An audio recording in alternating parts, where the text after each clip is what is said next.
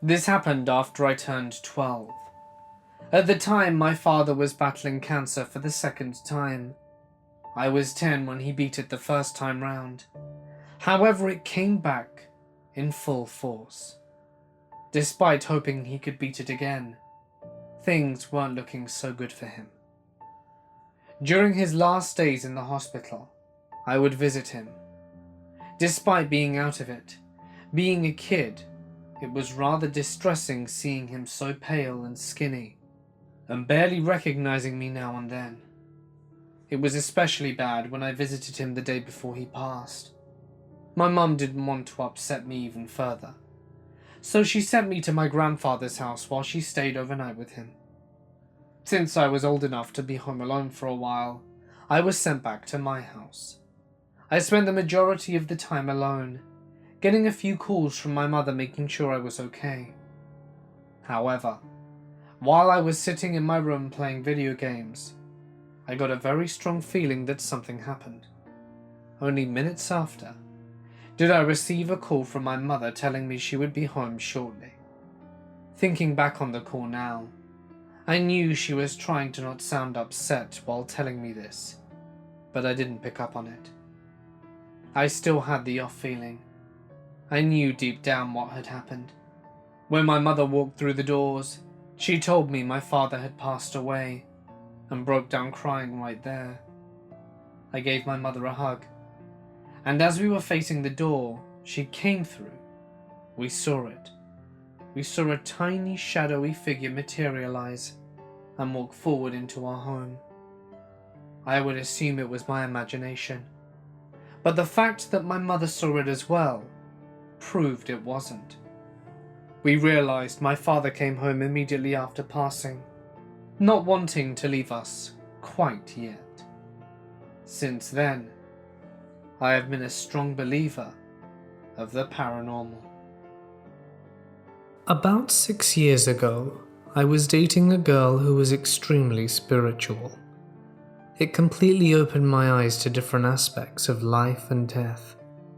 I always left my cell phone next to the bed, in case anyone ever needed me in the middle of the night. No one ever called me past 2 a.m. unless something bad happened. Now I have bad sleep insomnia, sometimes worse than others, but this night I was able to fall asleep at a normal time, roughly 10 p.m, and my significant other was already fast asleep. I had woken up at 3 a.m. on the dot to my cell phone ringing. In a daze of sleep, I quickly pick up the phone, not looking at the number, and I hear an echoing voice that sounded underwater repeating, "Please help me. Get my father, please." Creepy as that is, here's the kicker. It was my significant other's voice on the phone. Now, that caught my attention and woke me right up. I'm in bed, looking down at her and hearing this thing. "Please get my father, I need help." Take a step back. Hearing this thing on the phone made my stomach drop. It's like I knew she was passing away. It completely freaked me out. I moved my leg and realized that there's a body next to me, and obviously it's her, and I start violently shaking her, asking if she's here next to me. The person or this thing on the phone is still begging me for help, and I'm shaking my significant other, the one who's right next to me. The plea for help for her father, once again, is drowned by the water sound and the echoed voice. At this point, her eyes open wide, and she realizes it's her own voice, and we both look at the number. It's just a bunch of ones. Then I say her name over the phone asking, "How can I help?" And we both watch whatever it is hang up the phone and disconnect. The number was untraceable by the phone company and didn't even show up in the records of my cell. This is one of the creepiest things that's happened in my life. I'm looking up similar things I can find, but she was very much alive and next to me. Could this have been a call from another dimension?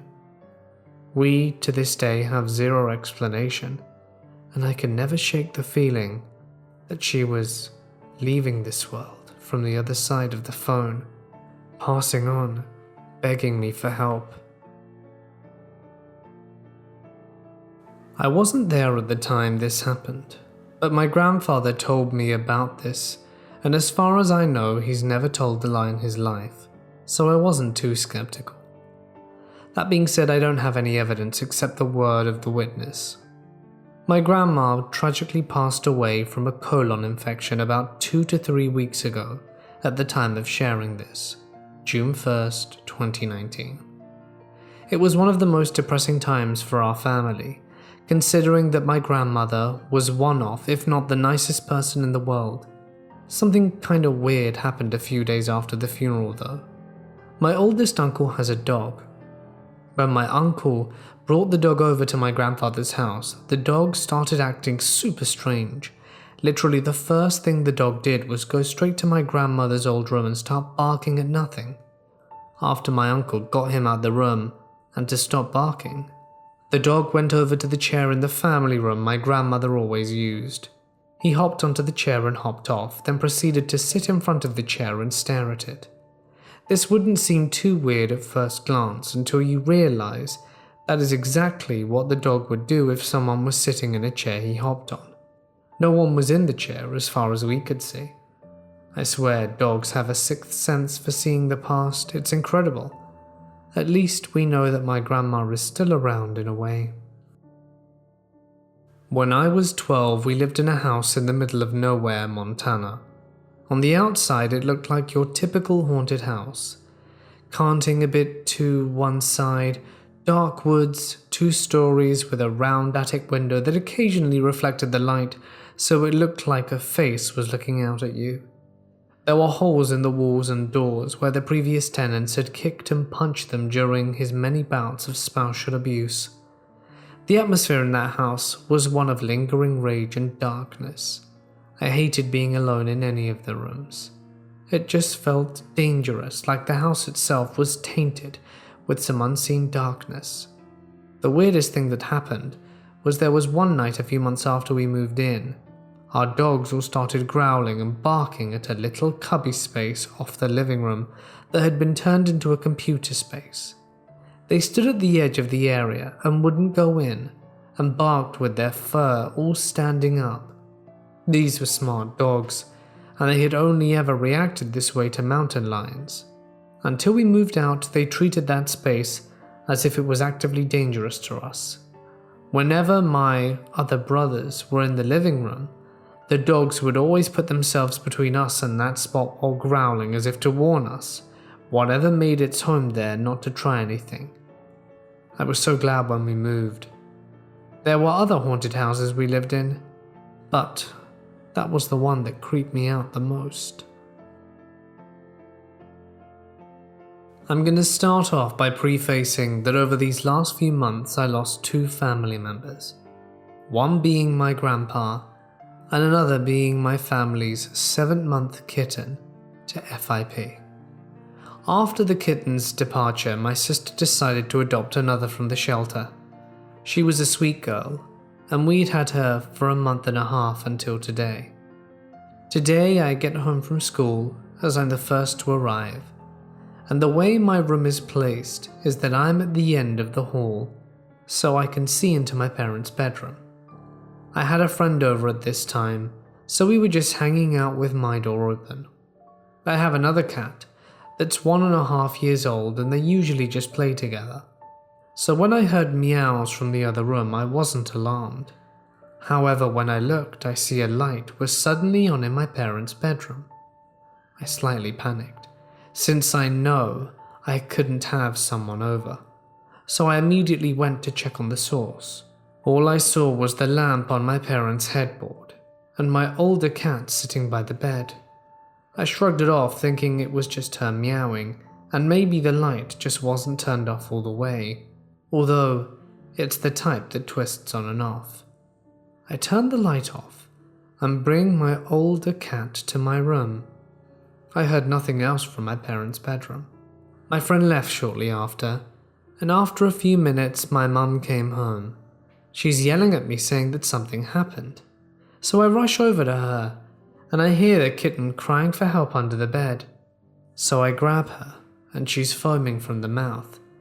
I've never been in a situation like this, so my first response was that she's choking. I call the vet in a frenzy and they tell me to bring her over. I later found out that she was seizing, but she passed in my arms when I was halfway to the vet. After we arrive back home, I tell my mum the story about how I thought she was home earlier and the light being on. She looks a bit confused and questioned about which light it was. I explained it was the light on her side of the headboard and she stares at me blankly. That light's been dead for months.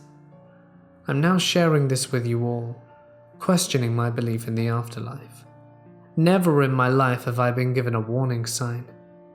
If I would have known to check under the bed, I would have found her. But at that point, I don't think there was anything that could have been done to reverse the outcome.